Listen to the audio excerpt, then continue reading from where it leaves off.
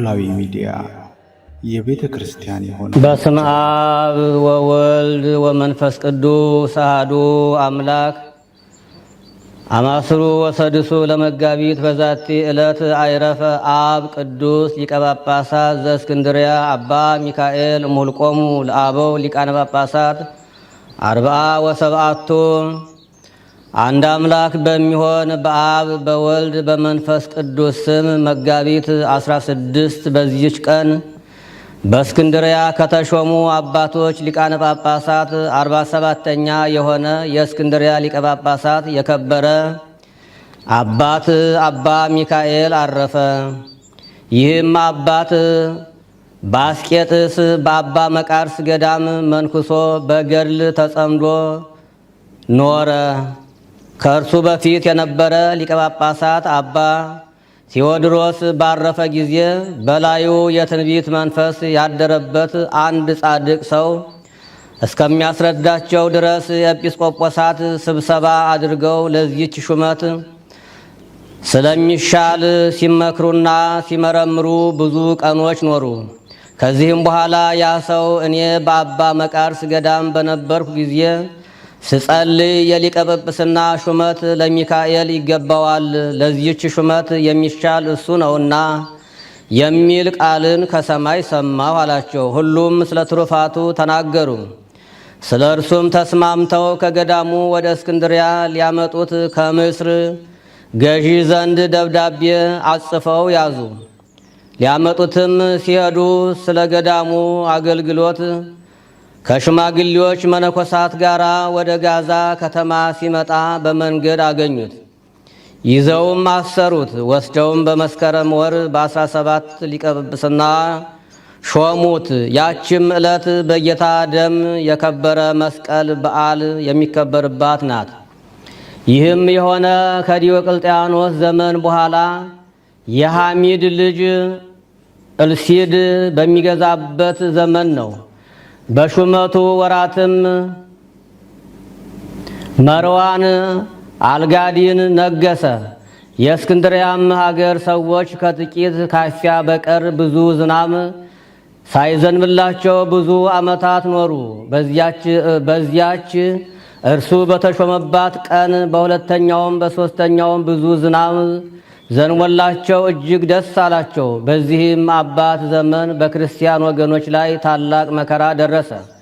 ከምዕመናንም ብዙዎቹ ሸሹ። የክብር ባለቤት ኢየሱስ ክርስቶስንም የካዱት ሰዎች ቁጥራቸው 24,000 ሆነ። ለዚህም ነገር ምክንያት የሆነውን ከእርሱ እግዚአብሔር እስካጠፋው ድረስ ይህ አባት ስለዚህ በታላቅ ሐዘን ውስጥ ነበር። ዳግመኛም በዚህ አባት ዘመን ለመለካውያን ቆዝሞስ ሊቀ ጵጵስና ተሹሞ ሳለ የክብር ባለቤት ስለሆነ ስለ ክርስቶስ ተዋሕዶ ከዚህ አባት ከአባ ሚካኤል ጋር ተከራክሮ ይህ አባት አባ ሚካኤል እንዳስረዳው አመነ።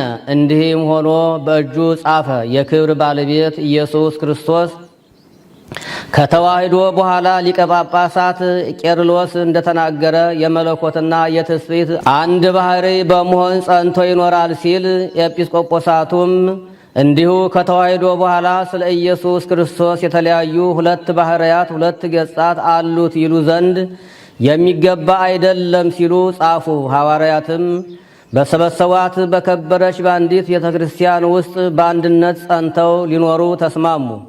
ከዚህም በኋላ ከእስክንድርያ ሰዎች መለካዊ የሆነ ስሙ አንስጣሴዎስ የሚባል ሰው በላያቸው ጥፋትን አመጣ። እርሱ ኤጲስቆጶስነት እንዲሾሙት ሽቶ አልሾሙትም። ስለዚህ ወደ እስላሞች ወይንም ወደ አሕዛብ ንጉሥ ሂዶ በአባ ሚካኤል ነገር ሰራበት።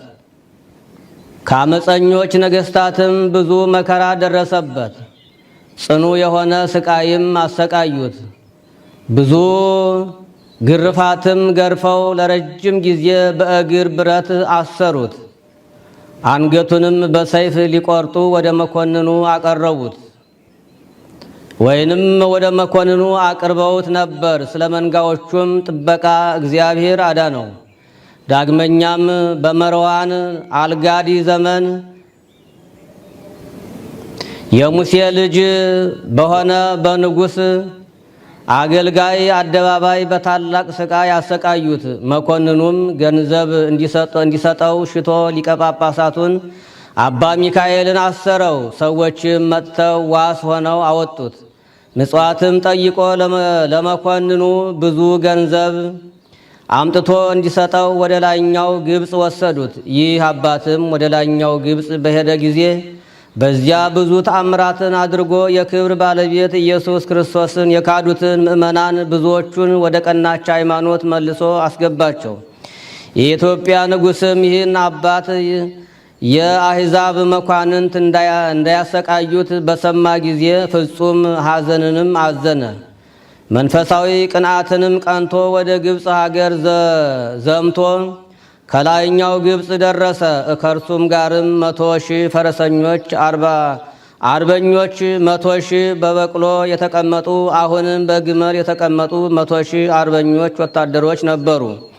ብዙ ሀገሮችንም አጠፉ፣ ብዙዎችንም ማረኳቸው። የግብፅ ንጉሥም ይህ ሁሉ የሆነው ስለ ሊቀ ጳጳሳቱ ስለ አባ ሚካኤል እንደሆነ አውቆ ከእስራቱ ፈጥኖ ፈታው፣ ታላቅ ክብርንም አከበረው። እንዲህም የክርስቲያንን ወገኖች ሁሉ እጅግ አከበራቸው። ከዚህም በኋላ ለኢትዮጵያ ንጉሥ ደብዳቤ ጽፎ ይልክ ዘንድ ወደ ሀገሩም እንዲመለስ ያዘው ዘንድ የግብፅ ንጉሥ ይህን አባት አባ ሚካኤልን ለመነው። ይህም አባት ወደ ኢትዮጵያ ንጉሥ እርሱንና መኳንንቱን መሳፍንቱንና ሰራዊቱን እየባረከና እየመረቀ ደብዳቤ ጽፎ ላከ። እንዲህም አለው፣ እነሆ በአንተ ምክንያት ከእስራትና ከስቃይ ሁሉ እግዚአብሔር አድኖናልና አሁን ወደ ሀገር በሰላም በፍቅር ተመለስ።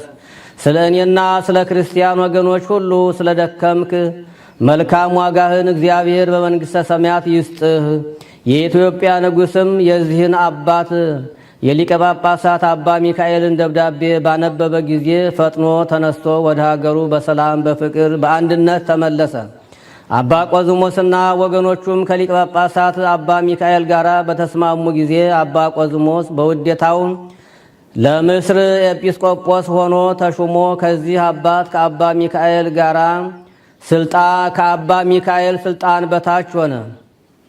ይህም አባት መልካም ተጋድሎውን በፈጸመ ጊዜ ወደ ወደደው እግዚአብሔር ሄደ። አማላጅነቱ በረከቱም ጸሎቱም ከእኛ ጋር ለዘላለሙ ይሁን አሜን። ሰላም ለሚካኤል እንተነበረ ገዳመ እንዘይትጋደል ፍጹመ ሊቀ ጳጳሳት ዝንቱ በዕለተ ተሰይመ መልዕልተ ምድር ገብረ ሰላመ ሰማይኒ ውሃበ ዝናመ። በስመ አብ ወወልድ ወመንፈስ ቅዱስ አሐዱ አምላክ አማስሩ ወሰው ለመጋቢት በዛቲ ዕለት አይረፈ ቅዱስ ወጻድቅ አልዓዛር ፍቁረ እግዚእነ ኢየሱስ ክርስቶስ። ወበዛቲ ዕለት ስማ ኮነ ቴዎቅሪጦስ አናጉንስጢስ። ወበዛቲ ዕለት ካዕበ ተስካሮሙ ለቅዱስ ጊዮርጊስ መስተጋድል ወተላስስ ሰማዕት ዘአቅረብኩ ማሕሌተ አዘኪሬ አእላፈ እምእለ ተጸምዱከ ዘልፈ ለለአነብብ ተወከፍ ዘንዴቴ መጽሐፈ እንተረሰይከ እግዚኦ ጸሪቀ መበለት ውኩፈ እምእለ አብኡ ብኡላን ዘተርፈ ነቢያት ቅዱሳን ወሐዋርያት ሰባክያን ሰማዕት ወጻድቃን ደናግል አዲ ወመነኮሳት የራን ባርኩ ባርኮ ጉባኤ ዛቲ መካን እስከ አረጋዊ ልሂቅ ወንዑስ ሕፃን ለዘጻፎ በክርታስ ወለዘአጻፎ ዘይደርስ ለዘአንበቦ ለዘተርጎሞ በልሳን ሐዲስ ወለዘሰማ ቃሎ በእዝነ መንፈስ በጸሎተ እሙ ማርያም አራቂተ ኩሉ እምባይ ስውረ ይማረነ ኢየሱስ ክርስቶስ። የአባቶቻችን የቅዱሳን ጸሎታቸው በረከታቸው አማላጅነታቸው አይለየን። አቡነ ዘበሰማያት እንበል።